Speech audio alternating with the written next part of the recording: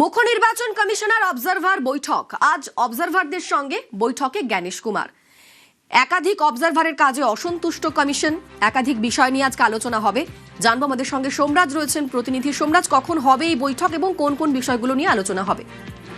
দেখো, সকাল 10:30টার পর থেকে এই বৈঠক শুরু হবে। দেশের মুখ্য নির্বাচন কমিশনার জ্ঞানেশ কুমার এই বৈঠকটি করবেন। মূলত এই রাজ্যের একাধিক অবজারভারের কাজে অসন্তুষ্ট কমিশন।